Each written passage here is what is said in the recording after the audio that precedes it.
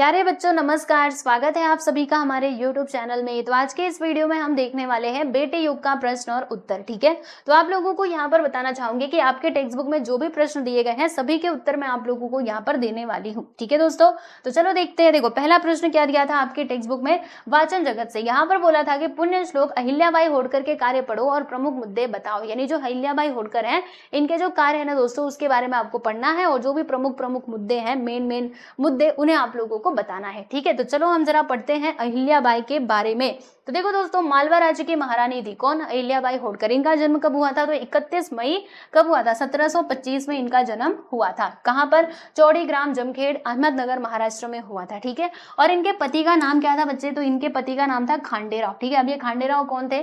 तो जो इतिहास में प्रसिद्ध है सूबेराव मल्हार राव होड़कर, उनके पुत्र थे। कौन थे भाई? खांडेराव। ठीक है, और ये खांडेराव की पत्नी थी कौन? अहिल्याबाई। ठीक है, इनका देहांत कब हुआ था दोस्तों? 1795 को हुआ। देहांत मतलब मृत्यु। ठीक है, कम उम्र में ब्याह होने के बाद से अहिल्याबाई ने अपने जीवन में कई उतार चढ़ाव देखे। यानी इनका जो विवाह है ना दोस्तों, वो बहुत ही जल्दी हो गया था, जिसके कारण इन्होंने अपने जीवन में बहुत सारी प्रॉब्लम्स को फेस किया। ठीक है, और समझिएगा, इनके जो पति थे, पति, पुत्र और दामाद, उनकी ना असमय मृत्यु हो गई। यानी अर्ली एज में ही उनकी मृत्यु हो गई, जिसके कारण महारानी यानी कि अहिल्याबाई होड़कर का गृहस्थ जो जीवन है ना दोस्तों, वो कभी भी सुखमय नहीं रहा। यानी कभी भी सुखद नहीं रहा, ये हमेशा दुख में ही चलता रहा। लेकिन इसके बावजूद भी उन्होंने समाज के लिए बहुत सारे काम किए हैं जो अत्यंत सराहनीय है। ठीक है, इनके कार्य जरा हम देखेंगे। तो देखो बच्चों, इन्होंने क्या किया, भारत के जो प्रसिद्ध तीर्थ स्थल है और जो भी स्थान है वहां पे इन्होंने मंदिर बनवाए और क्या किया, घाट बंधवाए। ठीक है, घाट आपको पता है ना, जो नदी होता है वहां पे जो घाट बनवाते हैं वो। फिर सार्वजनिक कुओं और बावड़ियों का इन्होंने निर्माण करवाया, मार्ग सुधार तथा नए मार्ग बनवाए, है ना, रोड के बारे में भी इन्होंने सोचा। भूखों के लिए अन्य क्षेत्र खुलवाया, है ना, जहाँ पे जो भी लोग भूखे हैं वो जाकर के खाना खा सकते हैं फ्री ऑफ कॉस्ट। ठीक है, एंड अंधविश्वास के जगड़ में कसे समाज को जागृत किया। यानी जो लोग अंधविश्वास में फंसे हुए थे उनको इन्होंने जगाया, है ना, कि उठो जागो। बराबर, चलो आगे बढ़ते हैं। दूसरा क्वेश्चन, पहला क्वेश्चन कंप्लीट हो गया।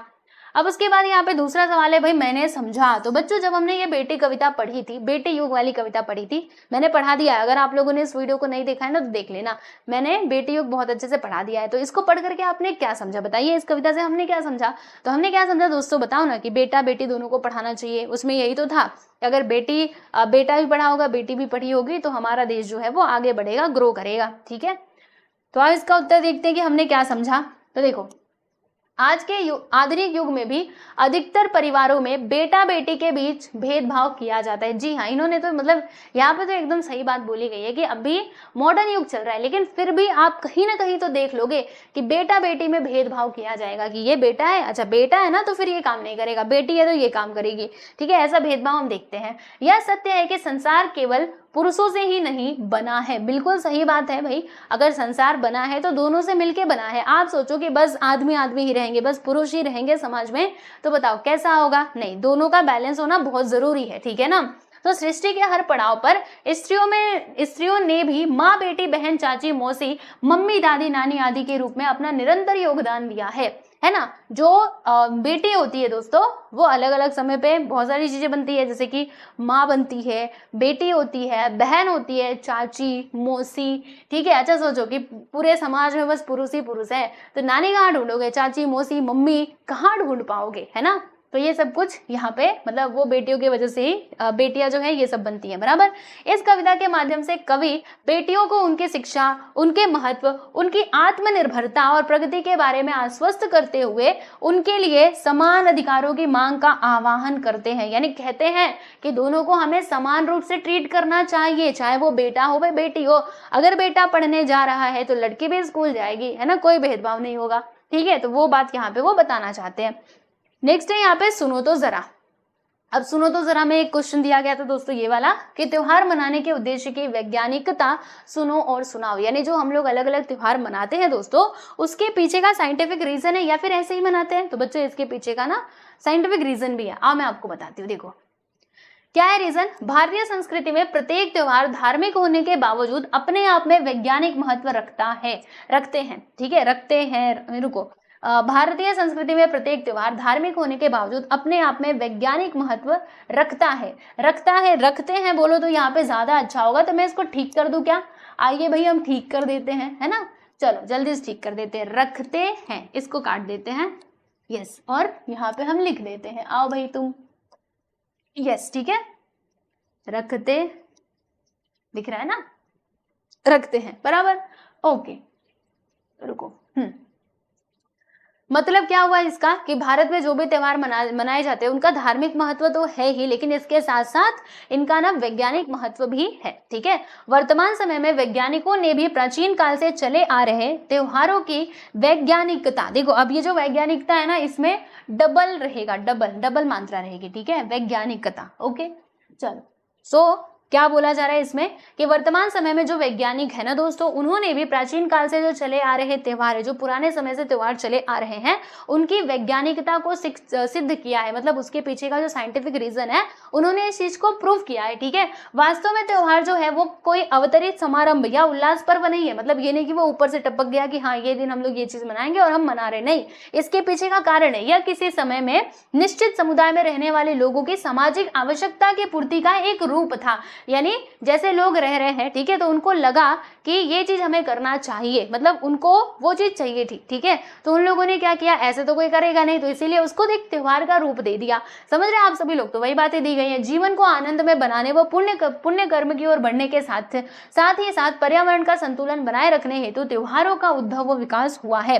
मतलब इनका विकास क्यों हुआ है, ताकि जो क्या कहते हैं पर्यावरण का संतुलन बना रहे, और इसके साथ ही त्योहारों का मतलब कहाँ यहाँ पे था ना कि देखो त्योहार जब हम मनाते हैं तो क्या होता है हमारे अंदर, मतलब कितनी खुशी होती है, जीवन आनंदमय बनता है। आप सोचो ना कि कुछ है ही नहीं, मतलब बस हम सुबह उठ रहे हैं, खा पी रहे हैं, सो रहे हैं, ठीक है, स्कूल जाना है तो जा रहे हैं, कुछ ना फेस्टिवल ना कुछ, तो आपका जीवन मतलब कैसा होगा, आप सोच करके बताइए, थोड़ा सा अजीब लगेगा कि अरे कुछ आ ही नहीं रहा। तो ये जो त्योहार है दोस्तों वो हमारे जीवन को कैसा बनाते हैं, आनंदमय बनाते हैं। जैसे कोई भी फेस्टिवल आता है हम कितने एक्साइटेड होते हैं, वाह दिवाली आ रही है, चलो हम ये सारी चीजें करेंगे, शॉपिंग करेंगे, है ना, कपड़े खरीदेंगे, कितना उल्लास होता है। अगर ये त्योहार होते ही नहीं तो बस हर दिन एक जैसा ही होता, ठीक है। तो वही बात यहाँ पे दी गई है, और इसके साथ ही पर्यावरण का संतुलन बनाए रखने हेतु त्योहारों का उद्भव विकास हुआ है। वैसे तो सभी त्योहारों का अपना वैज्ञानिक महत्व है, जैसे आपको बताती हूँ, देखो होली, इसी तरह होली की वैज्ञानिकता निम्नलिखित तथ्यों से स्पष्ट होती है, मतलब जो भी त्योहार हैं दोस्तों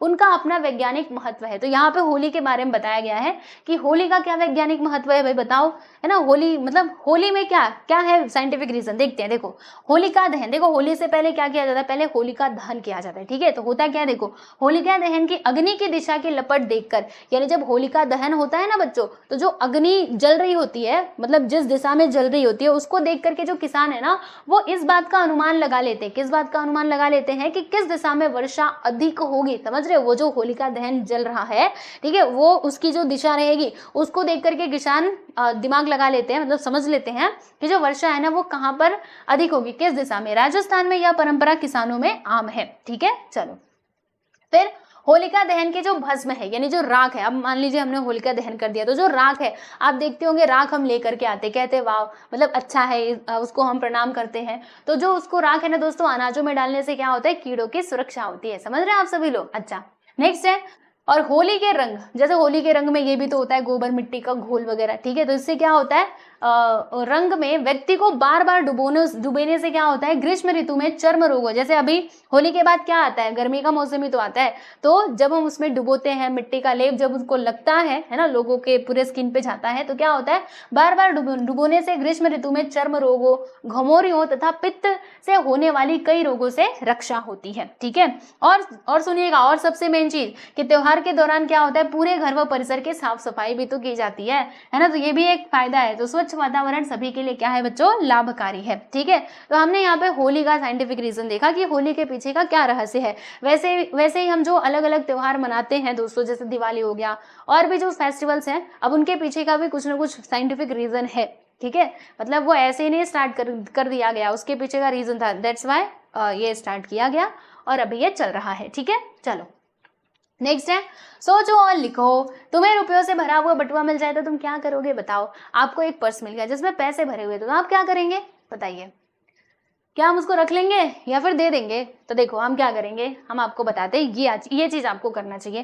पहली बात तो यदि मुझे, सुनिए, यदि मुझे रुपयों से भरा हुआ बटुआ मिल जाए तो मैं सबसे पहले मैं आसपास के किसी बड़े व्यक्ति को इसके बारे में बताऊंगा, यानी जो भी आसपास के बड़े व्यक्ति होंगे, क्योंकि अभी तो हम छोटे हैं ना, ठीक है, तो उनको हम बताएंगे। और यदि कोई नहीं मिला तो फिर क्या करेंगे, तो मैं स्वयं उस बटुए को उठाकर वहां खड़े लोगों से पूछूंगा कि कौन है भाई, है ना, मतलब किसका है। उपस्थित लोगों में से किसी का बटुआ हुआ तो उसको दे देंगे, और अगर नहीं हुआ तो फिर हम क्या करेंगे, तो फिर सुनो, अगर इसका सही मालिक नहीं मिला तो मैं उस बटुए के घर ले जाऊंगा और माता पिता को सारी घटना बताते हुए उनको वो बटुआ दे दूंगा। तो यही आपको भी करना चाहिए। अगर आपको पैसे से मिला हुआ पर्स मिलता है तो भाई पहले ऐसे ही मत उठाओ, ठीक है, डायरेक्ट किसी वस्तु को हाथ मत लगाओ, पहले कोई आपके आसपास बड़ा व्यक्ति उसको दिखाओ कि अंकल देखो ये क्या है, ठीक है। लेकिन अगर कोई बड़ा व्यक्ति नहीं है, कोई नहीं सुन रहा, तो फिर आप खुद उठाइए और सोचिए, आप खुद पूछिए कि किसका है। नहीं कोई जवाब नहीं देता है तो घर पे लेके जाओ, मम्मी पापा को सारी बात बताओ और उनको दे दो,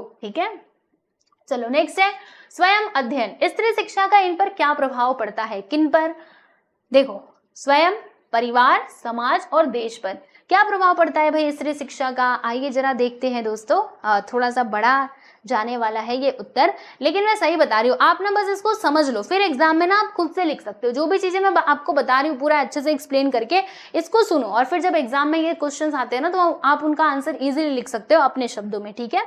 चलिए देखते हैं क्या दिया इसमें। देखो कि एक बेटी शिक्षित होती है तो वह शिक्षा का उपयोग अपने पूरे परिवार को साक्षर बनाने व उसके हित के लिए करती है। जी हाँ, बिल्कुल सही बात है। सोचो ना कि घर में बेटी आपकी क्या है, शिक्षित है, तो क्या होगा, बेटी या फिर बहू है ना, वो पूरे परिवार को मतलब परिवार के लिए उसका यूज करती है। जैसे उसके बच्चे होंगे तो अपने बच्चों को पढ़ाएगी, ठीक है, और भी जो चीजें होंगी उनको वो मैनेज कर सकती है, बराबर। और शिक्षा के कारण ही वह स्वयं के अधिकारों को सुरक्षित करती है और स्वयं को सक्षम बनाती है। यानी अगर उसके साथ घर में कोई मतलब भेदभाव हो रहा है, कुछ जास्ती हो रही है, तो उसके खिलाफ वो क्या कर सकती है, आवाज उठा सकती है। उसके पास पावर है, मतलब उसने शिक्षा ग्रहण किया, उसके पास इतनी तो पावर है कि वो स्वयं में आत्मनिर्भर बन सकती है ना। वो किसी की बात क्यों सुने, क्यों बहुत सारी डांट खाए, है ना। तो वही है, शिक्षा के कारण ही वो क्या कर सकती है, उसके साथ अगर उसके अधिकारों की मतलब अपने अधिकारों को सुरक्षित रख सकती है, बराबर। आज की शिक्षित बेटी ही कल की कुशल गृहिणी है। जी हाँ, बिल्कुल सही बात है। आज अगर बेटी शिक्षित होगी तो कल चल करके वो क्या बनेगी, गृहिणी बनेगी, है ना। तो वो अच्छी गृहिणी मतलब क्या होता है, हाउसवाइफ, ठीक है, स्त्री, ठीक है, स्त्री हम कह सकते हैं, बराबर, औरत, है ना। तो वो कब अच्छी स्त्री बन पाएगी, जब उसके पास शिक्षा होगी तब। स्त्री शिक्षित होगी तो वह अपने परिवार की सारी जो समस्याएं हैं उनका समाधान स्वयं कर सकती है ना। उसको किसी के ऊपर डिपेंड नहीं रहना पड़ेगा कि हाँ वो आएंगे तो ये चीज, मान लीजिए कुछ डॉक्यूमेंट ही आया, तो अगर वो पढ़ी लिखी होगी तो उसको पढ़ करके एटलीस्ट समझ सकती है कि क्या है क्या नहीं है। वरना फिर उसको इंतजार करना पड़ेगा कि अभी मेरे घर में कोई आए, मतलब कोई जैसे मान लीजिए सब लोग काम पे गए हुए तो शाम को आएंगे, तो उसको इंतजार करना पड़ेगा कि हाँ वो आएंगे तो पढ़ेंगे, ठीक है। तो ये बात हो जाती है। आगे चलते हैं, देखिएगा, इससे परिवार आसानी से क्या होगा, चलता रहेगा अगर स्त्री शिक्षित रहेगी तब। स्त्रियों की भागीदारी से देश का आर्थिक विकास और सकल घरेलू उत्पादन भी जो है वो बढ़ जाता है। मतलब देश का भी आर्थिक विकास होता है, क्योंकि स्त्री शिक्षित है भाई, वो भी काम करेगी, देश की इकोनॉमी में अपना योगदान देगी। स्त्री की शिक्षा गरीबी पर नियंत्रण करने का एक प्रभावी उपाय है। समझ में आया सभी लोगों को? क्योंकि आप सोचिए, अगर स्त्री हमारे घर में क्या है, शिक्षित है, तो दोनों कमाएंगे, पति पत्नी दोनों कमाएंगे, तो इससे क्या होगा, उनका ही तो जीवन बेहतर बनेगा। वरना फिर पति कमा रहा है और जो बीवी है वो घर पे बैठी है अपने बच्चों के साथ, तो क्या होगा, उनका जीवन जो है कंपैरेटिवली अगर देखा जाए तो थोड़ा सा स्टैंडर्ड ऑफ लिविंग इनका कम हो सकता है, क्योंकि यहाँ पे एक व्यक्ति कमाने वाले हैं, लेकिन जब दो व्यक्ति कमाने वाले रहेंगे तब डेफिनेटली वो ग्रो करेंगे, है ना। तो आगे देखते हैं, कहा गया, यस, इसके साथ ही घरेलू हिंसा व सामाजिक अत्याचार का शिकार होने वाली स्त्री यदि शिक्षित होगी तो वह इस तरह की घटनाओं पर अपनी सक्षमता से नियंत्रण पा सकेगी। यानी कहने का मतलब क्या है, जैसे अगर उसके साथ उसके मतलब घर में कोई अत्याचार हो रहा है, बिना मतलब के उसके साथ दुर्व्यवहार किया जा रहा है, तो अगर वो शिक्षित होगी ना तो उसके खिलाफ जरूर आवाज उठाएगी, क्योंकि उसको पता है कि मैं आत्मनिर्भर बन सकती हूँ, मुझे किसी के ऊपर डिपेंड रहने की जरूरत नहीं है, ठीक है। और वही दूसरी तरफ अगर औरत क्या है बच्चों, अशिक्षित है, यानी पढ़ी लिखी नहीं है, तो वो आवाज नहीं उठा पाएगी, क्योंकि उसको लगेगा ना कि अगर मैं यहाँ पे नहीं रही तो फिर मैं कहाँ जाऊंगी, अब मेरा मतलब मैं कहाँ जाऊंगी, कैसे रहूंगी। उसको ये चीज जब वो सोचेगी तो उसको वही सह करके, जो भी उसके साथ दुर्व्यवहार हो रहा है वो सारी चीजों को सह करके उसको रहना पड़ेगा, ठीक है। इसीलिए शिक्षा बहुत ज्यादा जरूरी है, बराबर। चलो भाई, कहाँ थे हम, कहाँ पर थे, यहाँ पर थे ना, ये हमने पढ़ लिया था। आगे देखते हैं, कि संतान की पहली गुरु कौन होती है? उसकी माँ होती है। अगर पढ़ी लिखी रहेगी तो अपने बच्चों को भी तो पढ़ाएगी। अतः स्त्री की शिक्षा का असर स्वयं के साथ साथ परिवार, समाज व देश की पीढ़ी पर भी पड़ेगा। अहिल्याबाई होलकर, सावित्रीबाई फुले, कल्पना चावला जैसी स्त्रियों का योगदान ही स्त्री शिक्षा के प्रभाव का सर्वोत्तम उदाहरण है। जैसे कि आप सभी जानते हो सावित्रीबाई फुले के बारे में, कल्पना चावला, अहिल्याबाई होलकर, इनके कार्यों के पीछे इनके शिक्षा का महत्व था। ये लोग पढ़े लिखे थे बराबर, तभी जाके इन्होंने इतना अच्छा काम किया। संक्षेप में कह सकते हैं कि यदि स्त्री शिक्षित होगी तो वह अपने साथ ही परिवार, समाज व देश के विकास में संपूर्ण व महत्वपूर्ण योगदान दे सकती है। ठीक है, बात समझ में आई? तो आप देखो, आप बोलेंगे अरे इसका आंसर तो मैडम कितना बड़ा दिया, इतना बड़ा हम कैसे लिखेंगे एग्जाम में? कौन कह रहा है कि आप इतना बड़ा लिखो? जो आपको समझ में आया आप लिखो कि अगर स्त्री शिक्षित होगी तो क्या क्या प्रभाव पड़ेगा, परिवार पर क्या प्रभाव पड़ेगा, परिवार और अच्छे से उनका चल पाएगा, वो स्वयं में आत्मनिर्भर बनेगी, उसके खिलाफ अगर कुछ अत्याचार हो रहा है तो उसके खिलाफ वो आवाज उठा सकती है, समाज भी सुखमय बनेगा ओनली बिकॉज ऑफ कि स्त्री क्या है, शिक्षित है। इसके अलावा देश जो है ये भी हमारा विकास करेगा। ठीक है, तो ऐसे लिखने का, ज्यादा टेंशन नहीं लेने का। नेक्स्ट है यहाँ पे बेटी बचाओ बेटी पढ़ाओ। तो ये जो स्लोगन है ना दोस्तों, ये कब आया था मैं आपको बताती हूँ, आज इसके बारे में समझाती हूँ आपको। तो बेटी बचाओ बेटी पढ़ाओ BBP, यह एक सरकारी योजना है जो 22 जनवरी 2015 को शुरू की गई थी। इस घोष वाक्य से ही योजना का आशय स्पष्ट हो जाता है। मतलब हमें समझ में आता है क्या है, बेटी बचाओ बेटी पढ़ाओ, तो हम समझ पा रहे हैं हाँ बेटियों को बचाना है और बेटियों को पढ़ाना भी है। जैसे होता है ना कि बेटियों को पेट में ही मार दिया जाता था। ठीक है, अभी तो खैर ये सब बंद हुआ है, ये अपराध है। अगर बेटियों को पेट में ही मार दिया जाता है तो फिर ये क्या है, ये एक अपराध है, राइट? तो ऐसा नहीं करना चाहिए। ठीक है, तो इसीलिए कह रहे हैं कि बेटी बचाओ और बेटी को पढ़ाओ। ठीक है, बेटी बचाना अर्थात केवल बेटों को महत्व न देकर क्या करना है, बेटियों को भी जीने का अधिकार दिया जाए और साथ ही साथ बेटियों को पढ़ने का सुअवसर भी प्राप्त हो। यानी बेटी बचाओ का मतलब क्या है कि बेटों की तरफ खाली बस बेटे नहीं करना है, बेटियों की तरफ भी हमें ध्यान देना, उनको भी पढ़ाना है, लिखाना है, उनको भी इस दुनिया में लाना है। यह योजना बनाने का मुख्य उद्देश्य तो बेटियों के अस्तित्व को बचाना है, किंतु इसके साथ कुछ अन्य उद्देश्य भी जुड़े हुए हैं। ठीक है, मतलब इसका उद्देश्य क्या है, बेटियों को बचाना, ठीक है, लेकिन और भी चीजें हैं भाई, कि बालिकाओं को संरक्षण और सशक्त करना, उनको सशक्त बनाना है, उनको सुरक्षित करना है। दूसरा, जनसंख्या के आधार पर जो लिंग अनुपात है ना दोस्तों, उसको समान करने का प्रयास करना। ठीक है, प्रयास यहाँ पे लिखा हुआ है, आप देख सकते हो, ये थोड़ा सा कट गया है तो मैं जरा इसको अच्छे से लिख देती हूँ, है ना। यस, आ जाओ, प्रयास, देख रहे हो? हाँ, ये इसको मैं काट देती हूँ। हाँ, हो गया, देखो प्रयास। चलो आ जाओ देखते हैं इधर। दूसरा, पक्षपाती लिंग चुनाव की प्रक्रिया का उन्मूलन और बालिकाओं की शिक्षा सुनिश्चित करना। ठीक है, तो जो लिंग चुनाव की प्रक्रिया है, पक्षपाती है ना, पक्षपाती रूप से, तो उसको हटाना, उसका उन्मूलन करना और बालिकाओं की शिक्षा सुनिश्चित करना कि सभी पढ़ेंगे सभी बढ़ेंगे। और पांचवा देखो, बालिकाओं को शिक्षा, नौकरी, व्यवसाय व अन्य क्षेत्रों में समानता का अधिकार दिलाना, है ना। ये नहीं कि लड़की है तो बस कुछ नहीं, इसको लड़की है तो इसको कम सैलरी देंगे फिर भी चलेगा, नहीं। जितना आप लड़कों को इंपॉर्टेंस दे रहे हो उतना लड़कियों को भी दो, है ना। अगर किसी ऑफिस में दोनों काम कर रहे हैं तो भाई दोनों को इक्वली पैसे मिलने चाहिए। ठीक है, एंड इस प्रकार से बालिका और शिक्षा दोनों को बढ़ावा देकर यह सामाजिक आंदोलन व परिवर्तन को आधार देना ही बेटी बचाओ बेटी पढ़ाओ योजना का कार्य क्षेत्र है। समानता के मूल्य को बढ़ावा देने व समाज में जागरूकता लाने का कार्य यह योजना कर रही है। ठीक है, चलो आगे चलते हैं। मैंने आपको बताया था ना, स्वयं को बदलो समाज बदलेगा, ये तो मैंने समझा ही दिया था। खुद बदलेंगे तो समाज बदलेगा ही। ठीक है, वरना आप ये सोचते रहो कि हम एक के बदलने से क्या ही होगा। अरे आप बदलो तो सही, आपके साथ साथ आपसे जुड़े हुए लोग भी तो बदलेंगे। ठीक है, चलो आगे चलते हैं। कविता की पंक्तियां पूरी करो। बेटे युग में डैश डैश डैश डैश, यहाँ पे क्या आएगा, तो ये आएगा पूरा।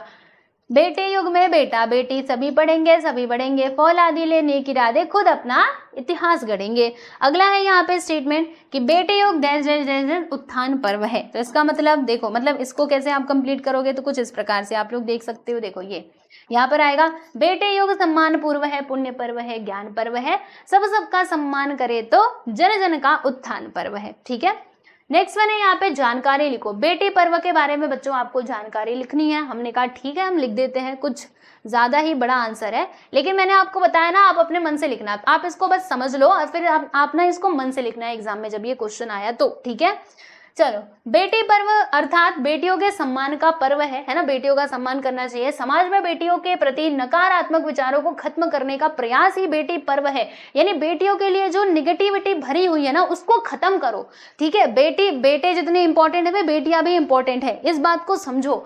आज भी समाज के शिक्षित अशिक्षित सभी वर्गों द्वारा बेटे व बेटियों में भेदभाव किया जाता है। सुन रहे हैं आप सभी लोग, मतलब जो शिक्षित लोग हैं जो अशिक्षित लोग हैं दोनों भी क्या करते हैं, बेटों और बेटियों में क्या करते हैं, भेदभाव करते हैं। तो इसको हमें खत्म करना होगा। बेटे की इच्छा रखने वाले बेटियों को जन्म लेने से पूर्व ही क्या करते हैं, गर्भ में ही मार देते हैं, समझ रहे हो, यानी अभी उनका जन्म भी नहीं हुआ पहले ही पता लगा लेते हैं भाई बेटा है कि बेटी, फिर उसको मार दिया जाता है। तो ऐसा नहीं करना है हम लोगों को, ठीक है। यदि बेटी ने जन्म ले भी लिया तो फिर क्या होता है, चलो पहली बात तो बेटी को अंदर ही मार दे रहे हैं, लेकिन मान लीजिए अगर बेटी ने जन्म ले भी लिया तो क्या होता है, मृत्यु तक, जन्म से लेकर के मृत्यु तक उसके साथ कदम कदम पे भेदभाव चलता रहता है। कभी खान पान की वस्तुओं में भेदभाव होता है, तो कभी खेल खिलौनों को लेकर के, देख रहे हैं आप सभी लोग, खेल खिलौनों को लेकर के भेदभाव होता है कि अरे बेटा है ना, तो बेटा है तो ट्रेन चलाएगा, और लड़की जो है ना, लड़की है तो क्या करेगी, वो गुड़िया से खेलेगी, ठीक है, ऐसे चलता है, समझ रहे हैं आप सभी लोग। तो वही बोला गया है कि कहा गया खेल खिलौनों में भेदभाव, ठीक है। रुको पहले मुझे ये हटाने दो, हाँ चलो आगे देखते हैं। कभी शिक्षा में, ये तो मैंने, हाँ कभी शिक्षा में भेदभाव तो कभी नौकरी व्यवसाय में भेदभाव होता है। इस तरह की कई समस्याओं का समाधान करने के लिए वह समाज के लोगों में बेटा बेटी के प्रति एक समान दृष्टिकोण विकसित करने का प्रयास ही क्या है बच्चों, बेटी पर्व है, बराबर। भेदभाव का अंतर दूर करने, बेटियों को समानता का अधिकार देने व समाज को बेटियों की भूमिका के प्रति जागरूक करने के लिए ही बेटी पर्व मनाए जाने की बात कवि ने की है ना। उन्होंने क्यों कहा है, ताकि बेटियों को भी उतना ही सम्मान मिले जितना बेटों को मिलता है। जितना बेटों की शिक्षा को महत्व दिया जाता है उतना बेटियों की शिक्षा को भी महत्व दिया जाए, ठीक है। तो इसीलिए उन्होंने कहा कि हाँ क्या है, बेटी पर्व मनाए जाने की बात उन्होंने कही है। शिक्षा में विश्व, ठीक है, शिक्षा में विश्व, जरा हम इसके बारे में समझ लेते हैं। तो आइए देखते हैं, देखो क्या कहा जा रहा है कि शिक्षा में विश्व का मतलब क्या है दोस्तों, कि पूरे विश्व का शिक्षित होना, मतलब सब लोग शिक्षित होंगे, ये नहीं कि एक जन पढ़ रहे दूसरे जन नहीं पढ़ाई करेंगे, सब लोग शिक्षित होंगे। संपूर्ण विश्व में शिक्षा का प्रचार प्रसार होने पर उसका परिणाम भी कैसा होता है, सकारात्मक ही होगा। हम विश्व को तभी शिक्षित कह सकते हैं जब विश्व का प्रत्येक नागरिक क्या होगा बच्चों, शिक्षित होगा। केवल लड़कों को शिक्षित करने पर भविष्य में पूरा समुदाय ही शिक्षित रहेगा। खाली हम लड़कों को ही पढ़ा रहे हैं तो क्या होगा, भविष्य में लड़कियां तो अनपढ़ ही रह जाएंगी, बस वही शिक्षित, वही मेन मालिक बन के बैठे रहेंगे कि जो है बस हम ही है ना। जबकि विश्व की लगभग अगर देखा जाए तो आधी आबादी कौन है भाई, महिलाओं की है ना, महिलाओं व लड़कियों की है। तो अगर हम ऐसा कर रहे हैं बस बेटों को पढ़ाया जा रहा है तो आधी आबादी तो पढ़ ही नहीं पाएगी। अतः विश्व की आधी आबादी लड़कियों व स्त्रियों के अशिक्षित होने से उनकी ऊर्जा का उपयोग सकारात्मक दिशा में नहीं किया जा सकेगा, है ना। अगर वो पढ़ी लिखी नहीं रहेंगे तो अपने ऊर्जा जो उनके पास पोटेंशियल है उसका कैसे वो यूज कर पाएंगी, है ना, क्योंकि उनको शिक्षा ही नहीं मिली है। तो बहुत जरूरी है भाई इनको पढ़ाना लिखाना। सो विश्व की प्रगति व विकास की गति मंद हो जाएगी, ठीक है। सो इसी दूरगामी संकट से निजात पाने व वैश्विक विकास की गति तीव्र करने के लिए संपूर्ण विश्व शिक्षा का महत्व स्वीकार कर रहा है। संपूर्ण विश्व अब शिक्षा में विश्व की ओर बढ़ रहा है, ठीक है। चलो आगे बढ़ते हैं, हाँ भाषा की ओर। निम्नलिखित शब्दों का युग्म शब्द बताओ और वाक्यों में उचित शब्द युग्म लिखो। हमने कहा ठीक है भाई बना लेंगे। शब्द युग्म देखो ऐसे होता है, जैसे यहाँ पे पहला किया गया था धन दौलत, ठीक है। तो अब इसका वाक्य बनाना है आप लोगों को, अथक परिश्रम से उसने धन दौलत कमाई, ठीक है। अगला यहाँ पे क्या है बच्चों, देखिएगा हमने बनाया घूमना टहलना, ये है शब्द युग्म। अब इसका वाक्य में प्रयोग करना है तो कैसे करेंगे, सेहत के लिए घूमना टहलना अच्छा होता है। नेक्स्ट है यहाँ पे आप लोग देख सकते हो घर घर, है ना, दीपावली में घर घर मिठाइयाँ बनती है। वाक्य प्रयोग आप अपने से भी बना सकते हो। हम लोग घर घर खेलते हैं ना, छोटे थे जब घर घर खेलते थे, तो आप ये भी कह सकते हो। फिर गांव गांव, जंगल की सुविधा जंगल नहीं अंतर्जाल, सॉरी मैंने इसको जंगल पढ़ा, अंतर्जाल की सुविधा गांव गांव में उपलब्ध है, ठीक है। चलो फिर फल फूल, अब फल फूल से वाक्य बनाएंगे, बाजार से बहुत सारे फल फूल खरीद कर लाए, ठीक है। आप ऐसे बना सकते हो कि फल और फूल, मेरे पापा फल फूल लेकर के आए थे, आप ये भी बना सकते हो, ठीक है। फिर उसके बाद क्या है दोस्तों, कूड़ा कचरा, तो आप इसका यहाँ पे वाक्य प्रयोग कर सकते हो कि बच्चों ने मैदान पर फैला कूड़ा कचरा क्या किया, इकट्ठा किया। अगला यहाँ पे जान पहचान, तो समारोह में सभी जान पहचान वालों को आमंत्रित किया गया था, ठीक है। जो कार्यक्रम होने वाला था उसमें बस जान पहचान वाले लोगों को ही आमंत्रित किया गया था। इधर उधर बगीचे में आते ही सभी बच्चे इधर उधर क्या होने लगे भाई, दौड़ने लगे, भागने लगे। इधर उधर से आप दूसरा वाक्य भी बना सकते हो, मैं जब घर जा रहा था तो इधर उधर भटक गया था, है ना, मुझे सही रास्ता पता ही नहीं था। तो आप ऐसे करके वाक्य जो है वो बना सकते हो, राइट। यस, तो यहाँ पर बच्चों आप लोगों का ये जो चैप्टर नंबर 2 था बेटी युग, इसके क्वेश्चन आंसर्स मैंने आपको बता दिए हैं विथ एक्सप्लेनेशन। तो जैसे कि मैंने आपको बताया, इतने बड़े बड़े आंसर दिए गए हैं, तो आप इसको देख के डरिएगा मत। मैंने कहा ना, जब एग्जाम में ये क्वेश्चन आता है ना, देखो मैंने जो एक्सप्लेनेशन दिया ना, उसको आप समझो, अपने दिमाग में बिठाओ और उस हिसाब से आंसर लिखना, ठीक है। ऐसा नहीं कि जो यहाँ पे लिखा है डिट्टो आपको वही लिखना है, बिल्कुल भी नहीं, ठीक है। चलिए, तो आज के लिए बस इतना ही, मिलते हैं नेक्स्ट वीडियो में। Bye everyone.